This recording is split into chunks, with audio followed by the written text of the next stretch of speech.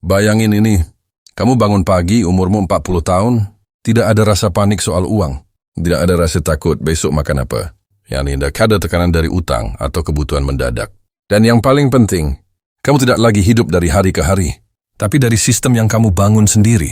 Padahal dulu, penghasilanmu cuma 100.000 per hari. Kalau kamu sekarang ada di titik itu, merasa uang selalu habis, merasa hidup jalan di tempat, dan takut masa depan bakal sama terus, maka video ini bisa jadi titik balik buat kamu. Karena di video ini, aku akan kasih 5 tips realistis yang bisa kamu mulai dari sekarang, tanpa harus kaya dulu, tanpa harus nunggu gaji besar. Tapi sebelum kita mulai, pastikan kamu klik tombol subscribe. Dan gabung ke channel Bincang Finansial, karena di sini kita belajar bareng gimana cara bikin hidup lebih tenang secara finansial. Aku mau mulai dengan sebuah cerita. Ada seseorang, sebut saja namanya Andi, umurnya 27 tahun, kerja serabutan, penghasilan rata-rata, sekitar 100.000 per hari.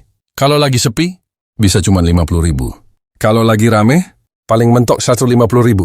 Dan setiap malam, dia punya satu pikiran yang sama. Gini terus ya hidup gue. Uang datang langsung habis. Kadang buat makan, kadang buat kebutuhan keluarga. Kadang bahkan habis tanpa dia sadar kemana perginya. Sampai suatu hari, dia melihat seorang pria tua di warung kopi. Santai. Tenang! Tidak terlihat kaya, tapi tidak terlihat kekurangan. Dan yang bikin Andi penasaran, orang itu tidak terlihat kerja keras, tapi tetap hidup cukup. Dari situlah semuanya berubah. Karena ternyata, hidup tenang di usia 40 bukan tentang seberapa besar penghasilanmu sekarang, tapi tentang bagaimana kamu mengelola yang kecil dan mengubahnya jadi sistem besar. Sekarang, aku akan kasih kamu 5 tips yang bisa kamu pakai mulai hari ini. Dan kalau kamu benar-benar jalanin ini, bukan cuma kemungkinan, tapi peluang besar, kamu akan hidup jauh lebih tenang di usia 40 nanti. Tips 1, berhenti menganggap 100.000 itu kecil. Ini mungkin terdengar sederhana, tapi justru disinilah akar masalah banyak orang. Banyak orang gagal bukan karena mereka tidak punya uang, tapi karena mereka meremehkan uang kecil.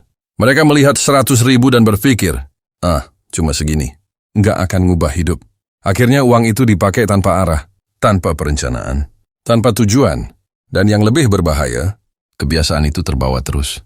Bahkan saat penghasilan mereka naik. Aku mau kamu bayangkan satu hal. Kalau kamu diberi 100.000 setiap hari, selama 1 tahun penuh, kamu akan pegang sekitar 36 juta.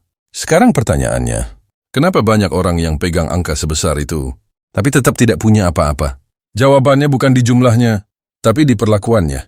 Orang yang akan hidup tenang di usia 40, punya satu kebiasaan yang berbeda. Mereka menghormati uang kecil. Mereka sadar bahwa yang besar selalu dibangun dari yang kecil.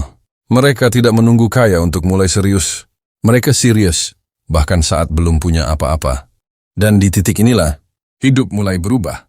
Karena saat kamu mulai menghargai 100.000, kamu sedang melatih diri untuk mengelola 1 juta, 2 juta, bahkan 100 juta. Tapi kalau 100.000 saja kamu anggap sepele, percaya atau tidak, sebesar apapun penghasilanmu nanti, akan tetap terasa kurang. Tips 2, pisahkan uang sebelum habis. Sekarang kita masuk ke kebiasaan yang kelihatannya kecil, tapi efeknya luar biasa besar. Yaitu, memisahkan uang sebelum kamu menggunakannya. Karena jujur saja, kebanyakan orang hidup dengan pola seperti ini. Dapat uang, pakai, kalau ada sisa baru ditabung. Dan kita semua tahu akhirnya, tidak pernah ada sisa. Bukan karena penghasilan kurang, tapi karena tidak ada sistem. Aku kasih gambaran sederhana. Bayangkan kamu pegang 100.000 hari ini. Kalau uang itu ada di dompet atau rekening tanpa batas, maka perlahan akan habis. Sedikit-sedikit, terbeli minum, jajan, kebutuhan kecil, hal impulsif. Dan anehnya, semua terasa wajar, sampai akhirnya uang itu habis, tanpa kamu benar-benar ingat kemana perginya. Inilah yang membuat banyak orang terjebak. Bukan karena mereka boros besar, tapi karena bocor kecil yang terus terjadi setiap hari. Sekarang kita ubah cara mainnya. Begitu kamu dapat 100.000, langsung bagi 10.000 masa depan tabungan. 10.000 peluang investasi usaha kecil. 80.000 kebutuhan hari ini.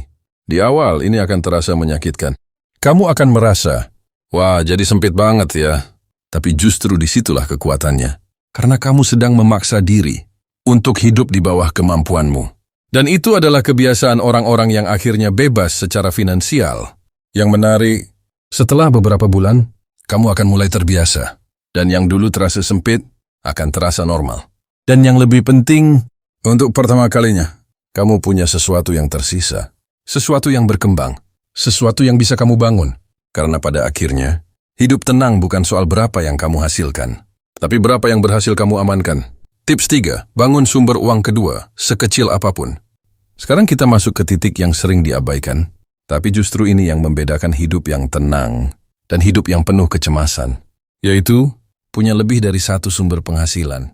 Aku mau kamu jujur sebentar. Kalau hari ini penghasilanmu berhenti, besok kamu masih bisa makan? Kalau jawabannya tidak yakin, berarti kamu sedang berdiri di atas satu kaki. Dan satu kaki itu rapuh. Inilah yang dialami Andi. Setiap hari dia kerja, tapi setiap hari juga dia takut. Bukan karena dia malas, tapi karena hidupnya bergantung pada satu sumber. Sampai akhirnya dia sadar satu hal. Gue nggak butuh penghasilan besar dulu. Gue butuh cadangan. Dan dari situlah dia mulai, bukan sesuatu yang besar.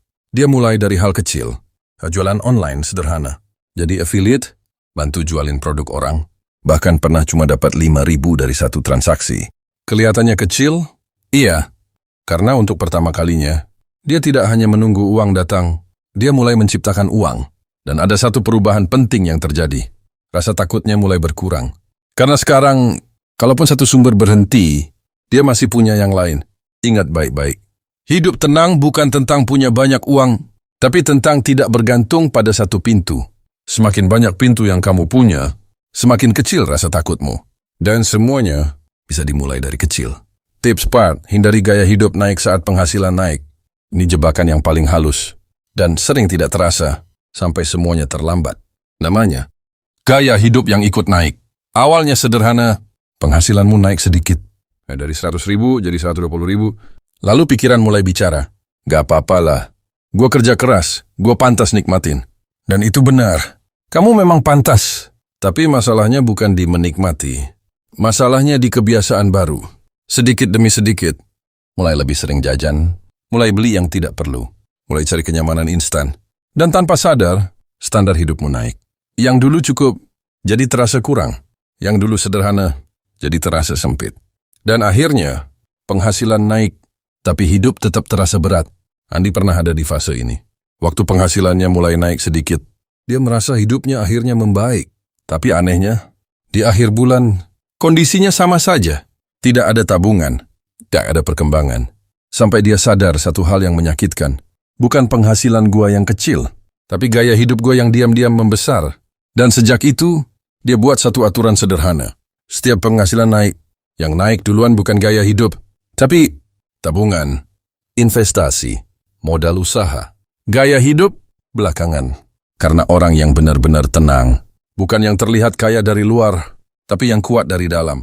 Yang tidak panik saat penghasilan turun, karena dia punya pondasi. Tips 5, fokus ke proses, bukan hasil cepat. Ini adalah kunci terakhir, dan mungkin yang paling sulit, karena ini melawan sifat alami manusia. Semua orang ingin cepat.